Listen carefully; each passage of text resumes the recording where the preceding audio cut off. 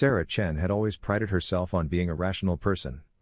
As a data analyst for the city's Historical Preservation Society, she spent her days buried in spreadsheets, census records, and property deeds, cold, hard facts that told stories without embellishment. So when she first noticed the anomalies in the digital archives, she assumed it was simply a glitch in the system.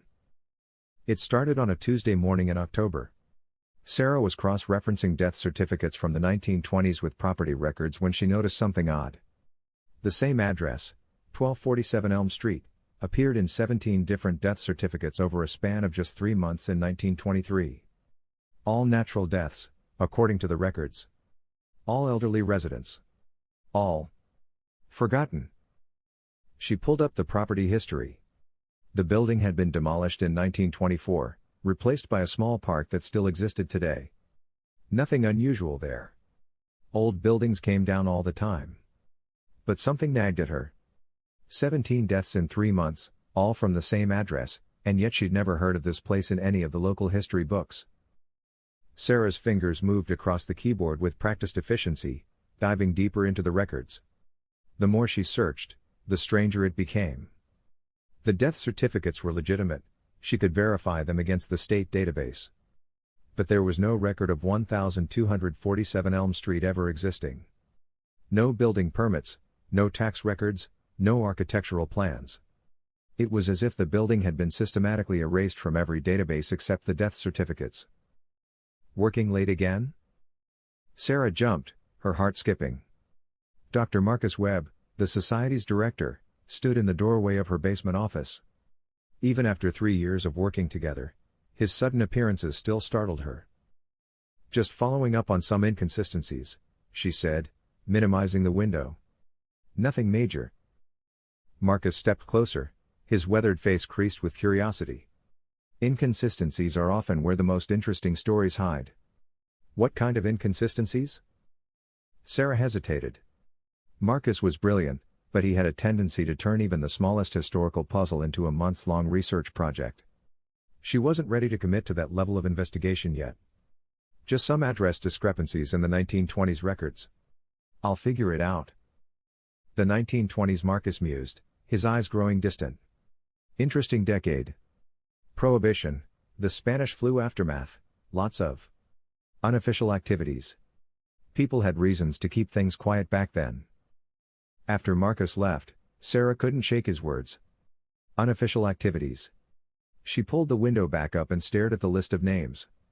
All elderly, all natural deaths, all within 3 months. What if they weren't as natural as the certificates claimed? She decided to dig deeper.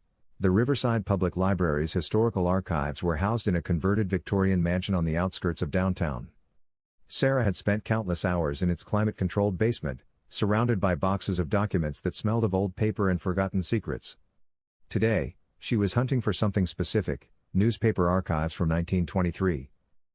The librarian, Mrs. Patterson, was a thin woman in her 70s who treated the archives like sacred relics. She led Sarah to a corner table and brought over several boxes of bound newspapers. 1923 was quite a year, Mrs. Patterson said, adjusting her glasses. Lots of excitement in town. The new hospital opened, the railway expansion, and of course, the unfortunate business with the boarding house. Sarah's head snapped up. Boarding house? Oh yes, terrible thing. Fire took the whole building down. 17 people died, mostly elderly folks who couldn't get out in time. Happened in November, I believe. Such a tragedy. Sarah's pulse quickened. 17 people. Just like the death certificates, but the dates were wrong. The certificates were from July through September, not November. Do you remember where this boarding house was? Mrs. Patterson frowned, thinking. Somewhere on Elm Street, I believe. The city put up a little memorial park afterward. Sweet gesture, really. Sarah spent the next 4 hours combing through newspapers from July through December 1923. She found the fire story Mrs. Patterson mentioned, a devastating blaze that consumed the Elm Street boarding house on November 15, killing 17 residents. The article described them as elderly, long-term residents who had lived quiet lives. But there was no mention of the building's address. Number 1247 Elm Street. And more troubling, the names of the victims didn't match the death certificates she'd found. These were 17 different people, dying 4 months after the first 17. Sarah's hands trembled as she photographed the newspaper article with her phone. 34 deaths. 2 different events. Same building that officially never existed. She was about to pack up when she noticed something else. In the weeks following the fire, there were several small notices in the classified section: missing person, have you seen? Followed by names and descriptions. She counted them. 17 missing persons reports. All filed in the weeks after the fire. All describing people who matched the names on the death certificates from July through September. The rational part of her mind scrambled for explanations. Record-keeping errors. Clerical mistakes. But as she sat in the dusty archive room, surrounded by the musty smell of old paper, Sarah couldn't shake the feeling that she had stumbled onto something that was meant to stay buried. Her phone buzzed. A text from Marcus: "Found something you might find interesting. Meet me at the office tomorrow morning."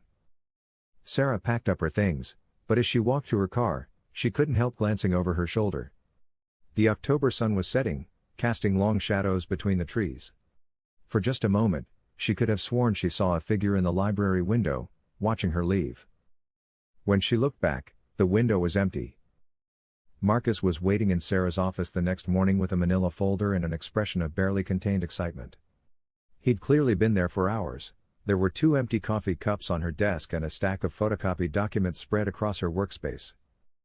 "I couldn't sleep last night," he said without preamble. "Your mention of 1920s address discrepancies got me thinking, so I went through our collection of donated photographs. Look at this." He handed her a black and white photograph, slightly yellowed with age. It showed a large, 3-story building with ornate Victorian details and a small sign that read Elm Street Boarding House. Standing in front were approximately 20 people, mostly elderly, dressed in the fashion of the early 1920s. "This was donated last year by the Hartwell estate," Marcus explained. Mrs. Hartwell's grandmother apparently lived in the boarding house briefly in 1923. But here's the interesting part: look at the background. Sarah studied the photo more carefully. Behind the boarding house, she could see other buildings, street signs, and even part of a street number on the adjacent building, 124. "That's 1245, Marcus said, pointing. "Which would make the boarding house 1247 Elm Street. Sarah's mouth went dry. "Marcus, I need to tell you what I found yesterday." She explained everything: the death certificates, the newspaper article about the fire, the missing persons reports. Marcus listened intently, occasionally making notes in a small notebook he always carried. 34 deaths, he said when she finished. 2 separate incidents, 4 months apart, same building. "And you're certain the building doesn't appear in any official records except the death certificates?" "I've checked everything. Property records, tax assessments, building permits, even insurance records. It's like someone methodically removed every trace of 1247 Elm Street except the death certificates." Marcus was quiet for a long moment, studying the photograph. "There's something else," he said finally. "Mrs. Hartwell's donation included more than just this photo. She also gave us her grandmother's diary from 1923. He opened the folder and pulled out photocopied pages covered in neat, feminine handwriting. "Listen to this entry, dated July 15, 1923, the new residents arrived today. They seem pleasant enough, though they keep odd hours. Mrs. Pemberton says they all came from the county facility, looking for a fresh start. Poor souls look like they haven't had a proper meal in months." "County facility?" Sarah asked. "That's what I wondered.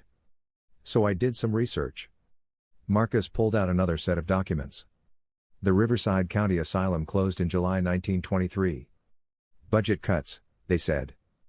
But here's what's interesting: they discharged 47 patients that month. All elderly, all classified as harmless but requiring supervision." Sarah felt a chill run down her spine. "Where did they go?" "That's just it. The records show they were transferred to appropriate housing arrangements, but there's no specification of where. No follow-up care records, no tracking of their welfare. They just disappeared from the system. Until they died at 1247 Elm Street. Some of them, Marcus corrected. Remember, you found 17 death certificates from the summer, then 17 more deaths in the fire. That's only 34. What happened to the other 13? Sarah stared at the photograph, studying the faces of the people standing in front of the boarding house. They looked thin, fragile, but there was something else in their expressions. A wariness, as if they were afraid of something just outside the camera's frame. Marcus, I want to visit the park. The memorial park where the building used to be. I was hoping you'd say that. He grinned and picked up his jacket. I've already contacted the city about getting access to the original surveyor's maps. They're meeting us there in an hour. As they prepared to leave, Sarah took one more look at the photograph. In the upper right corner, barely visible in one of the boarding house windows, she could make out a face. It was pale, gaunt, and seemed to be staring directly at the camera with an expression of profound sadness. She was about to point it out to Marcus when she noticed something that made her blood run cold. The face in the window wasn't one of the people standing in front of the building. It was someone, or something, else entirely. Riverside Memorial Park was a small, pleasant space nestled between two residential streets. Ancient oak trees provided shade over well-maintained walking paths, and a small playground occupied one corner. It was the kind of place where mothers brought their children to feed ducks in the pond and elderly couples took afternoon strolls. Sarah had passed by this park countless times over the years, never knowing she was walking over ground where 34 people had died in mysterious circumstances. The city surveyor, a young man named Tom Bradley, met them at the park's main entrance with a folder of maps and a tablet computer. I pulled everything we have on this location, he said, clearly excited to be part of what he saw as a historical mystery. The original lot divisions, sewer line placements, even the tree planting records from when the park was established. They walked to the center of the park, where a small granite monument listed the names of the 17 people who had died in the 1923 fire. Sarah cross-referenced them with her photos of the newspaper article. They matched perfectly. According to the 1922 survey, Tom said, spreading a map on a nearby picnic table, there was definitely a building here. 3 stories, approximately 40 by 60 feet. The foundation would have extended from about here, he pointed to a spot near the monument, to about 20 feet past that oak tree. Marcus was pacing around the area, studying the ground. Tom, do you have any records of what they found when they excavated for the park? Actually, yes. Tom pulled up files on his tablet. This is interesting. The excavation report from 1924 mentions that they had to remove extensive foundation materials and basement structures. But there's a note here that says they sealed off a portion of the basement rather than excavating it fully. Sealed it off? Sarah asked. Why? Tom scrolled through the digital files. It says, structural instability and potential hazardous materials. They basically filled it with concrete and built over it. Sarah and Marcus exchanged glances. Is it possible to access that sealed area? Marcus asked. Theoretically, yes. But you'd need permits, environmental clearances, the works. It would be a major undertaking. Tom looked around the peaceful park. Plus, I'm not sure the city would approve disturbing a memorial park.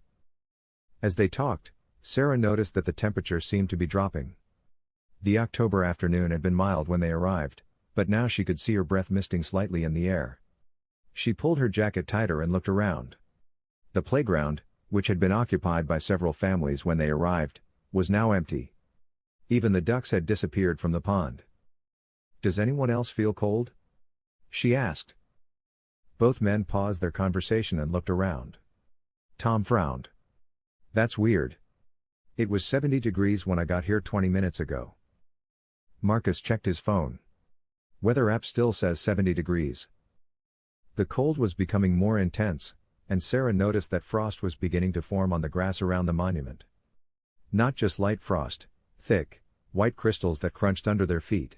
We should go, Tom said, quickly gathering his maps.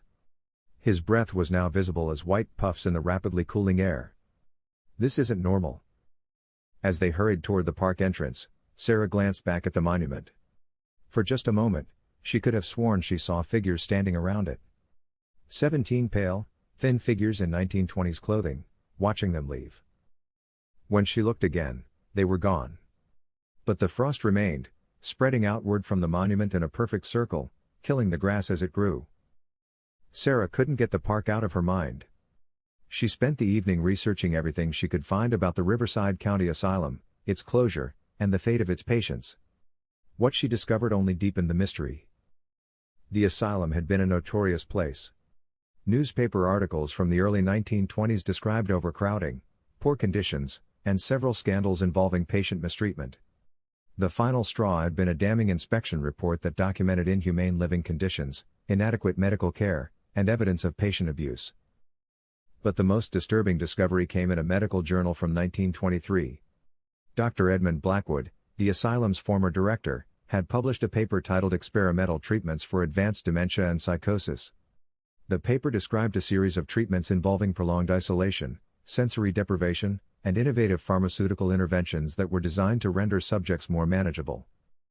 The paper was withdrawn from publication after 3 months, and Dr. Blackwood disappeared from all medical records shortly thereafter. Sarah was still reading when her phone rang. Marcus's name appeared on the screen. "Sarah, you need to get down to the office. Now." "Marcus, it's almost midnight." "What's?" "Just come. And bring a flashlight." 20 minutes later, Sarah found Marcus standing in the basement storage room of the Historical Society, surrounded by open boxes and scattered documents. His hair was disheveled, and he had the manic look of someone who had discovered something terrible. "I couldn't stop thinking about those sealed basement areas," he said without preamble. "So I started going through our architectural records to see if we had any original building plans for 1247 Elm Street." He led her to a table where he had spread out several large, yellowed sheets of paper. "These are the original architectural plans for the Elm Street boarding house, submitted to the city in 1895. Look at this." Sarah studied the plans. The building was larger than she had imagined, with extensive basement areas that included storage rooms, a kitchen, and something labeled simply as treatment rooms. "Treatment rooms?" Sarah asked. "That's what made me keep digging." Marcus pointed to another set of documents. "I found a business license application from 1922. The boarding house wasn't just a boarding house, Sarah. It was licensed as a private care facility for mental defectives." Sarah felt her stomach turn. "Dr. Blackwood?" "The application is signed by him personally. He leased the building in January 1922, 6 months after the asylum closed. Officially, he was providing transitional care for former asylum patients. Unofficially..." Marcus trailed off, handing her a folder. Inside were photographs, clearly taken in secret. They showed the basement of the boarding house, but it looked nothing like a normal basement. The walls were lined with small, cell-like rooms, each barely large enough for a single person. Heavy metal doors with small windows. Restraints mounted on the walls. "Where did you get these?" Sarah whispered. "They were in Mrs. Hartwell's donation, tucked inside the back cover of the diary. Her grandmother must have taken them." Marcus's voice was grim. "Look at the dates on the back." Sarah turned over the photographs. July 1923. Just weeks before the first 17 deaths. "Marcus, we have to go to the police with this." "With what?" 90-year-old photographs of a building that officially never existed? Deaths that were certified as natural by doctors who are long dead? Marcus shook his head. "We need more evidence. We need to know what really happened." "How do we do that?" Marcus was quiet for a long moment. Then he looked up at her with an expression that made her uncomfortable. "We go back to the park. Tonight. We bring ground-penetrating radar and see what's really down there." "Marcus, that's crazy. We can't just..."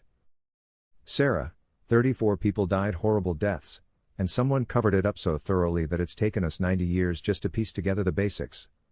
Don't you think they deserve to have their story told?" Sarah looked at the photographs spread across the table. In one of them, she could make out a figure huddled in one of the basement cells. The person looked directly at the camera, and even across 90 years, Sarah could see the desperation in their eyes. "All right," she said finally. "But we do this carefully. And if anything feels wrong, we leave immediately." Marcus nodded, but Sarah noticed he avoided meeting her eyes. As they gathered their things, she couldn't shake the feeling that Marcus wasn't telling her everything he had discovered. Outside, the October night was unusually cold, and as they walked to their cars, Sarah could have sworn she heard whispers in the wind. They met at the park at 2 a.m. Marcus had somehow acquired a portable ground-penetrating radar unit, Sarah didn't ask how, along with a metal detector and several powerful LED lanterns.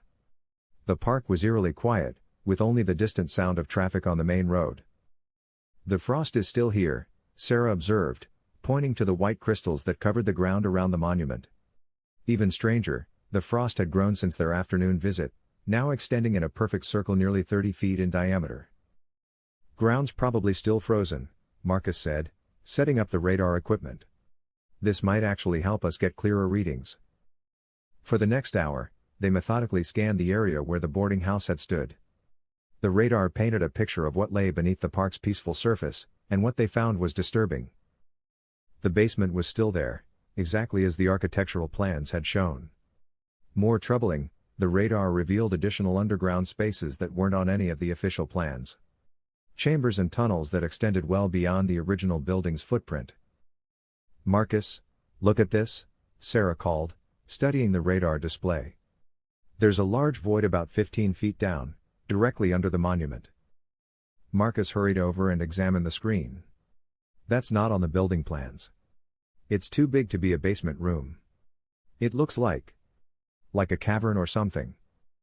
The metal detector had been beeping sporadically as they worked, but now it began emitting a steady, urgent tone.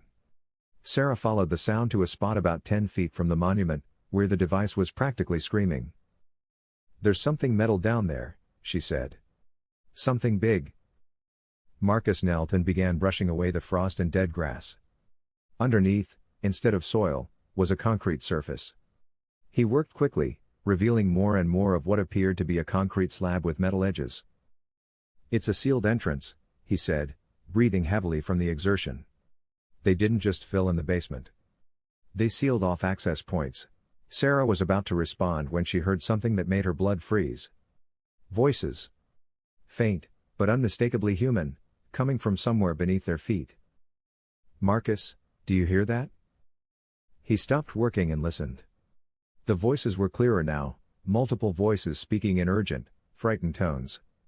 But the words were muffled, as if they were coming from very far away. "Help us. Please, someone help us. We're still down here." Sarah grabbed Marcus's arm. "We need to leave. Now." But Marcus was transfixed, pressing his ear to the concrete slab. "They're down there, Sarah. They're still alive." "Marcus, that's impossible. This happened 90 years ago." "Then explain the voices." As if in response to his challenge, the voices became louder, more desperate. Sarah could now make out individual words. "The doctor. He's still here. He won't let us leave. Please, we've been waiting so long." The temperature plummeted even further, and Sarah's breath came out in thick white clouds. The frost around them began to glow with a pale, sickly light. "Marcus, we're leaving. Right now." But when she turned to grab the equipment, Marcus was gone.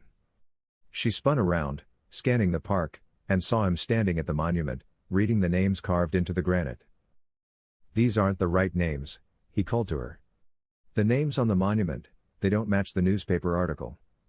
They don't match any of our records." Sarah hurried over to him, the voices from underground growing louder and more agitated. "What do you mean?" "Look." Marcus pointed to the monument. The names carved into the stone were completely different from what Sarah remembered seeing that afternoon. Instead of the 17 fire victims, these were the names from the death certificates, the first 17 people who had died in the summer of 1923. "That's impossible," Sarah whispered. "The monument has been here for 90 years. The names don't just change." As she spoke, she watched in horror as the granite began to shift and flow like liquid. New names appeared, replacing the old ones, while others faded away entirely. The stone was rewriting itself as they watched. "Sarah," Marcus said, his voice strange and distant. "I don't think we're alone out here." She looked up from the monument and saw them. 17 figures standing in a circle around the park, barely visible in the LED lantern light. They were dressed in the clothing of the 1920s, but their faces were gaunt and hollow, their eyes reflecting the light like mirrors. The other 13, Sarah breathed. The ones who weren't accounted for. But as her eyes adjusted, she realized there were more than 13 figures. Many more. They stood in groups throughout the park, some in 1920s clothing, others in the simple white garments of asylum patients. All of them watching Sarah and Marcus with expressions of desperate hope. "They're not here to hurt us," Marcus said, and Sarah realized he was crying. "They're here because they want someone to know what happened to them." The voices from underground had grown to a chorus now, dozens of voices calling out. "Tell them about the doctor. Tell them what he did to us. Don't let them forget us again." Sarah felt a presence beside her and turned to see a young woman in a nurse's uniform from the 1920s. The woman's face was pale and translucent, but her eyes were kind. "You have to go down there," the woman said, her voice barely audible. "You have to see the truth. But be careful, he's still down there. He's been waiting." "Who?" Sarah asked. "Dr. Blackwood?" The woman nodded. "He never left. He couldn't leave, not after what he did. And he won't let them leave either." Sarah looked at Marcus, who was staring at the sealed concrete entrance with an expression of grim determination. "We have to open it," he said. "We have to let them out." Marcus had come prepared with more than just radar equipment. From his car, he retrieved a small jackhammer and a pry bar, tools that suggested he had been planning this excavation for some time. "How long have you known?" Sarah asked as he started the jackhammer. Marcus paused, sweat beading on his forehead despite the unnatural cold. "Known what?" "Don't play dumb. You've been researching this longer than just last night. The equipment, the tools, you were planning to break in here regardless of what we found." He was quiet for a moment, then resumed work on the concrete. 3 weeks, he said finally. "Mrs. Hartwell didn't just donate that photograph and diary. She also gave me a letter her grandmother wrote before she died. It explained everything." Sarah felt a chill that had nothing to do with the supernatural cold surrounding them. "What did it say?" "That her grandmother escaped from the boarding house the night before the first death started. She saw what Dr. Blackwood was doing in the basement, and she tried to get help. But who was going to believe a woman with a history of mental illness over a respected doctor?" The jackhammer broke through the concrete with a loud crack, revealing a metal hatch underneath. The voices from below immediately became louder and more urgent. "She wrote the letter in 1965, Marcus continued, prying at the hatch with the metal bar. "Said she'd tried to forget what she saw, but the dreams never stopped. The screams never stopped. She needed someone to know the truth before she died." The hatch came free with a groan of rusted metal, revealing a ladder that descended into absolute darkness. The smell that wafted up was indescribable, a mixture of decay, chemicals, and something else that made Sarah's eyes water. "Marcus, we should call someone. The police, the fire department, someone with proper equipment." "And tell them what?" "That we broke into a city park based on the testimony of ghosts?" Marcus attached a rope to the ladder and began his descent. "I'm going down. You can wait here if you want." Sarah looked around the park. The ghostly figures had grown more numerous, and they were all focused on the open hatch with expressions of desperate anticipation. The nurse who had spoken to her earlier nodded encouragingly. "They need you to see," the nurse said. "They need someone to bear witness." Against every instinct screaming at her to run, Sarah grabbed a lantern and followed Marcus down the ladder. The basement was exactly as the secret photographs had shown it, a maze of small cells with heavy metal doors. But the reality was far worse than the images had conveyed. The walls were covered in scratches and stains that could only be blood. Some of the cell doors hung open, revealing restraints and medical equipment that belonged in a horror movie, not a medical facility. "My God," Sarah whispered, playing her lantern across the scene. "What did he do to them?" Marcus was examining one of the cells, his face pale in the LED light. According to the grandmother's letter, Dr. Blackwood was conducting experiments. He believed he could cure mental illness through extreme treatments, sensory deprivation, experimental drugs, surgical procedures. Sarah felt sick. The death certificate said natural causes. Dr. Blackwood signed all of them personally. Who was going to question a respected physician? They moved deeper into the basement, following a corridor that led away from the cells. The voices were clearer down here, coming from somewhere ahead of them. Sarah could make out individual words now. This way. Follow the corridor. He's in the laboratory. The corridor opened into a larger room that had clearly been Dr. Blackwood's laboratory. Tables lined the walls, covered with medical instruments that looked more like torture devices. Glass containers held specimens floating in yellowed preservatives. And in the center of the room was an operating table with leather restraints, stained dark with blood that had dried decades ago. Sarah, look at this. Marcus was standing beside a large desk covered with medical journals and handwritten notes. Sarah joined him and began reading over his shoulder. The notes detailed Blackwood's experiments in horrifying clinical language. Subject 23 showed increased compliance after 72 hours of sensory deprivation. Experimental compound B7 induced profound behavioral changes in subject 31. Lobotomy procedure on subject 45 successful, patient now completely docile. Marcus, these aren't treatment notes. These are torture records. It gets worse. Marcus pointed to a chart on the wall that listed patient numbers, names, and treatment outcomes. Of the 47 patients Blackwood had brought to the boarding house, 34 were marked as deceased, natural causes. The remaining 13 were marked as treatment ongoing. Sarah felt the room spinning around her.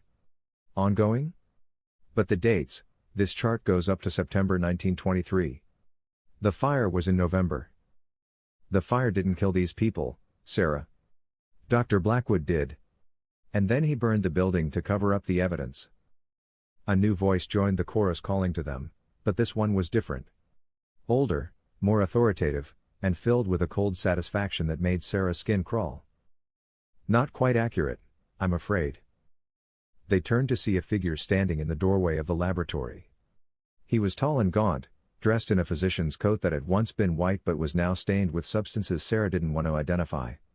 His face was pale and sunken, his eyes bright with an intelligence that was completely, utterly mad. Dr. Blackwood, Marcus whispered. The ghostly physician smiled, revealing teeth that were black with decay. Dr. Marcus Webb, isn't it? And Miss Chen. I've been listening to your research with great interest. Very thorough work, though you've drawn some incorrect conclusions. Sarah grabbed Marcus's arm, trying to pull him toward the corridor. But the way was now blocked by more figures, the 13 patients who had never been accounted for. They looked exactly as they had in life, except for their eyes, which held the same mad gleam as Blackwood's. You see, Blackwood continued, moving closer, the fire was indeed my doing. But it wasn't to cover up my work, it was to complete it.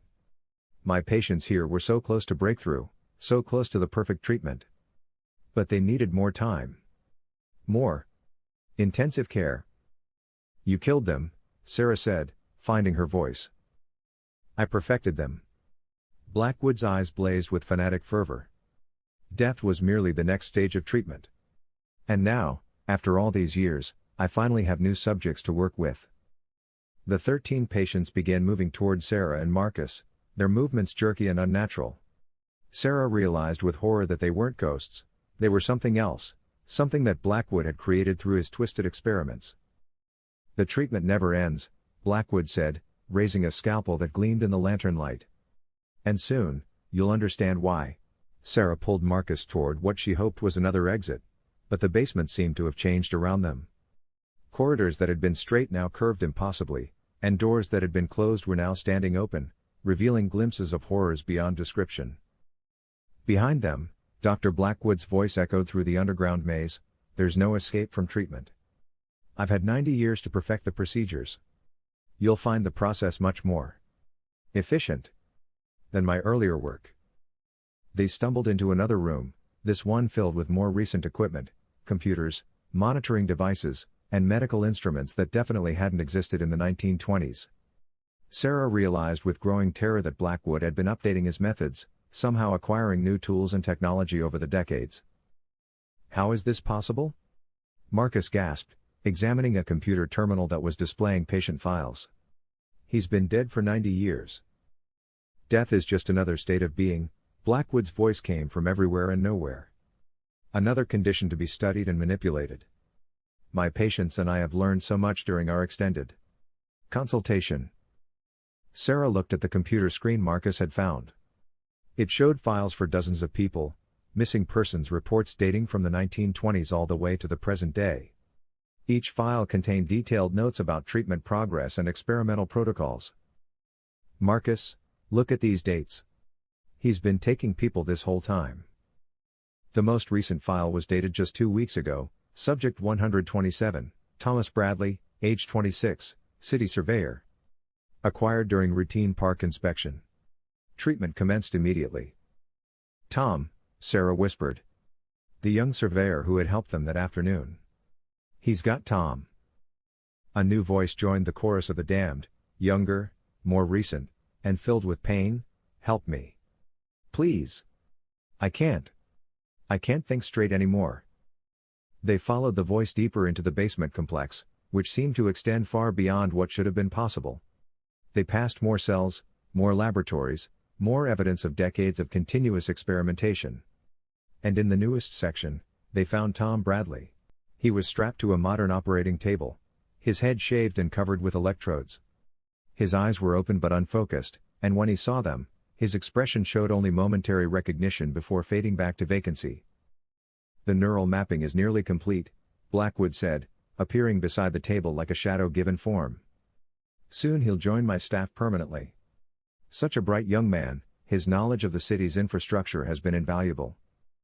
Sarah moved toward Tom, but one of Blackwood's patient assistants blocked her way. Up close, she could see that they were still alive, but barely. Their movements were mechanical, their eyes empty of everything but obedience to their creator. 90 years of refinement, Blackwood continued, adjusting dials on a machine connected to Tom's head. I've learned to preserve the useful aspects of consciousness while eliminating troublesome concepts like free will and moral objection. My patients are so much happier now. You're insane, Marcus said, but his voice lacked conviction. Sarah noticed he was staring at the machines with professional fascination rather than horror. Marcus? She asked, but he didn't respond. He was studying Blackwood's equipment with the same expression he used when examining historical artifacts. Ah, Dr. Webb understands, Blackwood said with satisfaction. A brilliant mind recognizes brilliance, regardless of unconventional methods. Tell me, Marcus, don't you see the elegance of what I've accomplished? The perfect preservation of consciousness, freed from the limitations of morality and fear. Marcus stepped closer to the machines, his eyes reflecting the glow of the monitors. The neural mapping technology. It's decades ahead of anything that exists publicly. How did you develop this? Marcus, what are you doing? Sarah grabbed his arm, but he shrugged her off. I've had many collaborators over the years, Blackwood explained. Researchers who stumbled upon my work, just as you have. Some required persuasion to see the value of my research. Others, like yourself, were naturally drawn to the possibilities. Sarah backed away from both men, her heart pounding. Marcus, we have to get Tom out of here. We have to get everyone out of here. But Marcus was no longer listening to her. He was examining Tom's head, studying the electrode placement with clinical detachment. The precision is remarkable.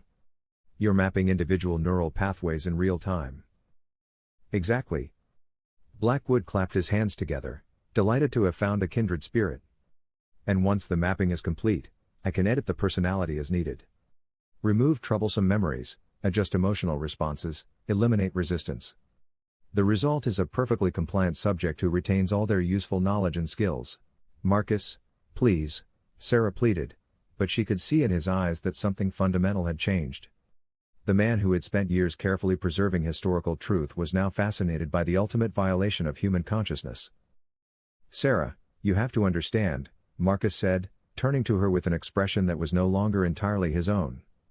This isn't just medical research. This is the key to solving every psychological problem humanity has ever faced.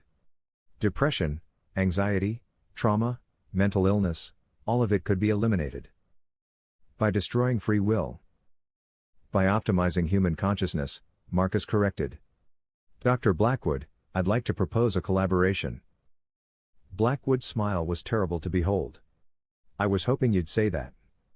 Sarah, my dear, you'll be pleased to know that you'll be contributing to this historic partnership. Your analytical mind will be preserved, of course, but we'll need to eliminate some of your more obstructionist tendencies. Two of Blackwood's patient assistants moved to flank Sarah. She recognized them now, missing persons from recent years, their faces slack and emotionless but their bodies moving with coordinated precision. Marcus, this isn't you, she said desperately. Whatever he's done to you, whatever he's shown you, it's not worth this.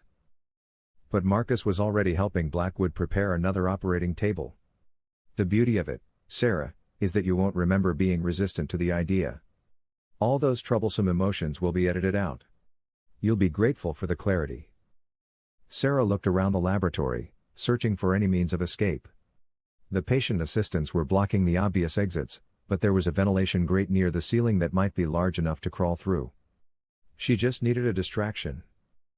Dr. Blackwood, she said, forcing her voice to remain calm, before you begin the procedure, I have to ask, what happened to the original 17? The ones who died in the summer of 1923? Blackwood paused in his preparations, his eyes growing distant. Ah, my first successes. They were primitive by current standards, but they served their purpose. They're still here, actually. Still serving. He gestured to the patient assistants surrounding Sarah, and she looked more closely at their faces. Despite the decades that had passed, despite the unnatural preservation of their bodies, she could see the truth.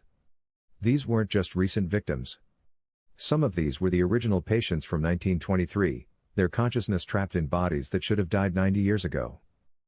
They've been here all along, she whispered. Time moves differently down here, Blackwood explained. The boundary between life and death becomes fluid. My patients exist in a state of perfect preservation, their minds and bodies maintained by my treatments. They've been waiting so patiently for me to perfect the process. One of the assistants moved closer to Sarah, and she could see something flickering behind its empty eyes. A spark of the person who had once lived in that body, struggling against decades of mental conditioning. Fight it, she whispered to the assistant. I know you're still in there. Fight back. The assistant hesitated, its movements becoming less coordinated. Other assistants began to show similar signs of internal struggle, their heads twitching and their hands trembling. Fascinating, Blackwood observed. It seems your presence is causing some interference with my patient's conditioning. No matter. The effect is temporary. But Sarah could see that it wasn't temporary. The longer she maintained eye contact with the assistants, the more their original personalities began to surface.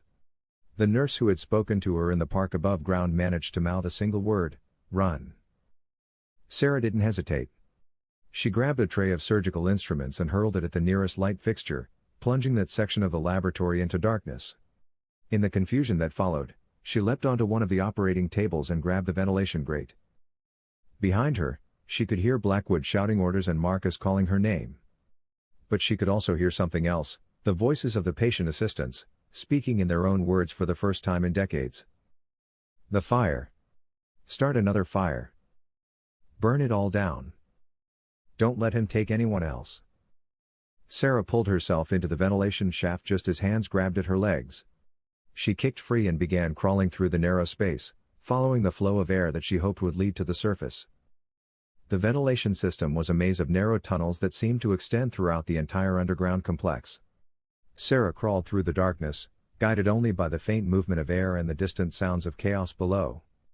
Blackwood's perfect laboratory was erupting into rebellion as his patient assistants fought to reclaim their stolen consciousness. She could hear Marcus's voice echoing through the tunnels, Sarah, come back. You don't understand what you're doing. This is the greatest discovery in human history. But mixed with his pleas were other voices, dozens of them, speaking with increasing clarity and independence. 90 years. 90 years he kept us. Make it stop. Please make it stop. The others upstairs. They're waiting. They want justice. Sarah crawled faster, following a shaft that angled upward. Her knees were raw from the metal grating, and her lungs burned from the chemical-tainted air, but she could feel the temperature beginning to rise slightly. She was getting closer to the surface. Behind her, the sounds of conflict were growing louder. She could hear equipment being smashed, and Blackwood's voice had lost its calm authority, becoming shrill with panic. "Restrain them. Return to your stations immediately." The ventilation shaft finally opened into a larger space, and Sarah found herself in what appeared to be a utility room beneath the park's maintenance building. She could see moonlight filtering through a small window near the ceiling. She was almost out. As she climbed toward the window, she heard footsteps above her. Multiple sets of footsteps, moving with purpose across the park grounds. She managed to push open the window and pull herself out into the night air, gasping with relief at the feeling of natural cold instead of the artificial chill of Blackwood's domain. The park was full of figures now, not just the original 17 from the boarding house fire, but dozens of others from across the decades. All of Blackwood's victims, drawn by the rebellion taking place beneath the ground. They stood in silent ranks, watching the maintenance building where Sarah had emerged. The ghostly nurse approached her, and Sarah could see that she looked more solid now, more real. "You freed them," the nurse said. "For the first time in 90 years, they're thinking for themselves." "What about Marcus?" Sarah asked. "Is there any way to save him?" The nurse's expression was sad but determined. "Dr. Blackwood's influence is strong, but not absolute. If your friend truly cares about historical truth, that part of him is still fighting." A new voice joined their conversation, Tom Bradley, stumbling out of another maintenance access point, his head still covered with electrodes but his eyes clear and focused. "Sarah. Thank God you got away. The whole place is going insane down there." "Tom. How did you escape?" "I didn't exactly escape," Tom said, touching the wires attached to his skull. "When the others started fighting back, whatever he was doing to me got interrupted. I'm still connected to his equipment, but I can think again." As if to prove his point, Tom suddenly stiffened, his eyes rolling back.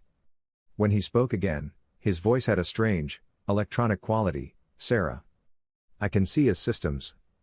The neural networks. He's been using us as living processors. Building a collective consciousness under his control." "Tom, disconnect yourself from the equipment." "Can't. The removal process has to be done carefully or..." Tom convulsed, sparks flying from the electrodes. "But I can use the connection against him. If I can overload the system." Through the maintenance building window, Sarah could see lights flickering in the underground complex. More sounds of destruction echoed from below, along with Blackwood's increasingly desperate commands. "Sarah, you have to get everyone away from here," Tom said, struggling to maintain control of his own voice. "I'm going to cause a feedback loop through the neural network. It should free everyone permanently, but..." "But what?" "But it might bring the whole complex down. And anyone still connected to the system when it overloads." Sarah understood. Tom was sacrificing himself to destroy Blackwood's operation permanently. There has to be another way. "Maybe there is," said a new voice. Sarah turned to see Marcus climbing out of the maintenance building, but he looked different. His eyes were clearer, more like the man she had known for 3 years. "Dr. Blackwood made a mistake when he tried to edit my memories. He couldn't understand that my dedication to historical truth isn't just intellectual, it's emotional. It's who I am." "Marcus? Are you really you?" "I'm fighting to be," Marcus said, wincing as if the effort caused him physical pain. His conditioning is strong, but Tom's right about the neural network. All of his patients are connected through the equipment. If we can turn that connection against him. Tom nodded, sparks still flying from his electrodes. A coordinated resistance through the entire network. Every mind he's enslaved, fighting back at the same time. The ghostly figures throughout the park began to move closer, forming a circle around the maintenance building. Sarah could feel the temperature dropping again, but this time it felt different, not the artificial cold of Blackwood's domain, but the focused energy of dozens of spirits united in purpose. "We're ready," the nurse said. "We've been waiting so long to fight back." Marcus grabbed Sarah's hand. "I need you to know, in case this doesn't work, I never wanted to hurt you.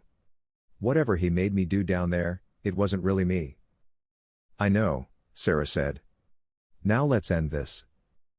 What happened next defied every rational explanation Sarah had ever believed in. The ghostly figures throughout the park began to glow with a soft, silver light, and that light seemed to flow through the ground toward the underground complex. Tom, still connected to Blackwood's neural network, began to convulse more violently as the energy of dozens of spirits flowed through the electronic systems. "It's working," Tom gasped. "I can feel them. All of his victims. They're taking control of the network." Below ground, the sounds of chaos grew louder. Blackwood's voice rose to a shriek. "Impossible. The dead cannot access my systems. The dead cannot think." But he was wrong. Death, as he had discovered long ago, was just another state of being. And consciousness, once awakened, was not so easily controlled. Marcus was doubled over in pain, fighting against the mental conditioning that Blackwood had implanted. "Sarah. I can see what he's been doing. All these years. There are more sites. Other cities. He's been building a network of these places." "How many?" Sarah asked, helping to support him. "Dozens," Marcus managed. "All connected through the neural interfaces. A nationwide network of stolen minds, all feeding information back to him. He's been using his victims too. To monitor and manipulate. Government officials, business leaders, anyone with access to power." The implications were staggering. Blackwood hadn't just been conducting isolated experiments, he had been building a shadow network of mental control that extended throughout the country. Tom's convulsions reached a crescendo, and suddenly every electronic device in the area began to malfunction. Streetlights flickered, car alarms went off in the distance, and Sarah's phone screen filled with scrolling text in dozens of different handwriting styles, messages from Blackwood's victims across the decades and across the country. "We remember everything. Tell them what he did to us. The network is breaking down. We're finally free." A massive explosion erupted from beneath the park, sending geysers of dirt and concrete into the air. The ground shook violently, and Sarah could see sections of the park collapsing as the underground complex imploded. But the explosion wasn't just physical. Sarah could feel something else, a wave of released consciousness sweeping outward from the park, carrying the voices and memories of hundreds of victims. The ghosts throughout the park were becoming more solid, more real, as if the destruction of Blackwood's equipment was allowing them to manifest fully in the physical world. "Tom." Sarah called, but the young surveyor was no longer responding. The electrodes attached to his head had burned out, leaving him unconscious but breathing. Marcus straightened up, his eyes clear for the first time since they had entered the underground complex. "It's over," he said. "I can feel it. The conditioning is gone." But even as he spoke, a figure emerged from the smoke and debris of the collapsed maintenance building. Dr. Blackwood, his physician's coat torn and stained, his face twisted with rage and madness. 90 years of work. He shrieked. 90 years of perfect research, destroyed by ghosts and sentimentality. He raised a gun that Sarah hadn't seen him carrying, pointing it directly at her. "If I cannot continue my work, then at least I can ensure that no one will remember it." But before he could fire, the ghostly figures throughout the park moved as one.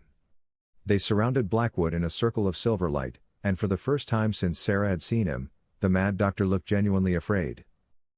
"No," he whispered. "You're dead. You have no power over the living." The nurse who had spoken to Sarah earlier stepped forward from the circle of spirits. "We were never truly dead, Doctor. We were trapped, enslaved, our consciousness buried beneath your conditioning. But consciousness cannot be destroyed. It can only be imprisoned or set free." "And now," said another voice, one of the original 17 patients from 1923, "it's time for your final treatment." The circle of spirits closed around Blackwood, and Sarah watched in fascination and horror as the doctor began to age rapidly. His hair turned white, then fell out entirely. His skin wrinkled and dried. His proud posture crumbled as his bones became brittle with the weight of decades. "Time," the nurse explained, "catches up with everyone eventually. Dr. Blackwood has been avoiding his natural death for 90 years, sustained by the stolen life force of his victims. Now that force is being withdrawn." Blackwood collapsed to his knees, then fell forward onto the frozen ground. His body crumbled to dust within moments, leaving only the stained physician's coat as evidence that he had ever existed. 6 months later, Sarah stood in the renovated basement of the Riverside Historical Society, surrounded by filing cabinets full of documents, photographs, and testimony that would ensure Dr. Edmund Blackwood's crimes were never forgotten. The story had made national headlines once the FBI investigation began. The collapse of the underground complex had revealed evidence of decades of medical experimentation, and the electronic records Tom had accessed before the system overload provided proof of a nationwide network of similar facilities. 17 other sites across the country had been discovered and shut down. Hundreds of missing persons cases spanning nearly a century had been solved. And the families of victims finally had answers about what had happened to their loved ones. Marcus entered the basement office carrying 2 cups of coffee and a folder of new documents. His recovery from Blackwood's mental conditioning had been slow but complete, and he had thrown himself into documenting every aspect of the case with his usual methodical thoroughness. "The final FBI report just came in," he said, handing Sarah the folder. "They've confirmed that Blackwood's network extended to 18 cities and involved over 300 victims.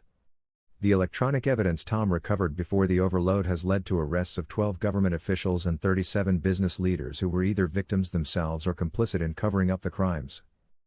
Sarah opened the folder and scanned the summary. "What about Tom? Any word on his condition?" "The doctors say he's making remarkable progress. The neural damage from the electrodes is healing faster than they expected. He should be able to return to work next month." Tom Bradley had become something of a local hero. His sacrifice in overloading Blackwood's system had not only freed the doctor's victims but had also preserved crucial evidence that might otherwise have been lost. The city had already announced plans to name the rebuilt park in his honor. "And the families of the victims?" Sarah asked. "Most of them are grateful to finally have answers. The Riverside Memorial Park has been redesigned to honor all of Blackwood's victims, not just the 17 from the original fire. There's going to be a dedication ceremony next month." Sarah walked to the window that looked out over the construction site where the park was being rebuilt. The old monument had been replaced with a larger memorial that listed the names of all known victims, along with a plaque that read, "In memory of those who suffered in silence, and in honor of those who refused to let their stories be forgotten." "Do you ever wonder," Marcus asked, "if we did the right thing? I mean, the technology Blackwood developed, if it had been used ethically, it might have helped people with severe mental illness." Sarah considered the question. Maybe. But the moment he decided that other people's consciousness was his to manipulate, any potential benefit was lost. Some knowledge comes at too high a price. As she spoke, Sarah noticed a familiar figure standing near the construction site. It was the nurse who had helped them during that terrible night 6 months ago. The woman raised her hand in a small wave, then turned and walked away, becoming less solid with each step until she finally disappeared entirely. "Do you see them anymore?" Marcus asked, following her gaze. "The ghosts?" "Sometimes," Sarah admitted. "But they seem peaceful now. Like they're finally able to rest." Marcus nodded. Mrs. Hartwell's grandmother wrote in her letter that the dream stopped after she told someone the truth. Maybe that's all they ever wanted, for someone to know what happened, and to make sure it never happened again. Sarah closed the FBI report and looked around the basement office. Every wall was covered with documents, photographs, and evidence that would preserve the memory of Blackwood's victims. It was exactly the kind of thorough historical documentation that she and Marcus had dedicated their careers to creating. "You know what the strangest part is?" she said. "For 90 years, this story was completely hidden. If Mrs. Hartwell's grandmother hadn't kept those photographs and written that letter, if we hadn't noticed those inconsistencies in the death certificates, none of this would have come to light." "That's the thing about history," Marcus replied. "The truth has a way of surfacing eventually.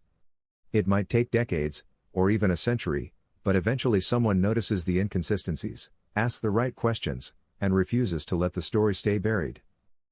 As they prepared to leave for the day, Sarah took one last look at the wall of victim photographs they had assembled. Faces from across the decades, all united by their suffering at the hands of a madman who had believed himself above morality and accountability. "We'll make sure you're remembered," she said quietly to the photographs. "All of you." Outside, the autumn sun was setting, casting long shadows across the construction site.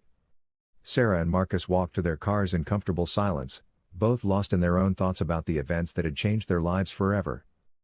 As Sarah drove home, She noticed that the temperature had returned to normal for the first time since that October night when they had first opened the sealed entrance to Blackwood's underground hell. The unnatural cold that had surrounded the park for months had finally lifted, replaced by the ordinary chill of autumn in Michigan. She smiled, knowing that somewhere in the space between life and death, nearly 400 souls were finally at peace. But as she pulled into her driveway, Sarah's phone buzzed with a text message from an unknown number. "Thank you for giving us back our voices. But be careful, there are others like Blackwood still out there. Others who have learned to hide their work even better. The network was larger than you know. Watch for the signs. Trust your instincts. And remember, the dead have long memories, and we are always listening." Sarah stared at the message for a long moment, then deleted it and walked into her house. She had done her part in exposing one terrible secret. Others would have to handle the rest. But as she settled in for the evening, Sarah found herself making a mental note to pay closer attention to unusual patterns in missing persons reports, unexplained deaths, and the small inconsistencies in official records that most people would dismiss as clerical errors. After all, history had taught her that the most important stories were often the ones that someone was trying very hard to keep hidden. And somewhere in the growing darkness outside her window, she could have sworn she heard whispers in the wind, voices of the grateful dead, promising to help guide the living toward the truth, no matter how deeply it might be buried. The ghostly events you never knew about were everywhere, Sarah realized. You just had to know how to look for them. And now, she did. Hey everyone, thanks so much for listening. If you enjoyed the video, please hit that like and subscribe button, and then share it with your friends. Your support helps us grow and create even more awesome content. We appreciate you being part of the journey.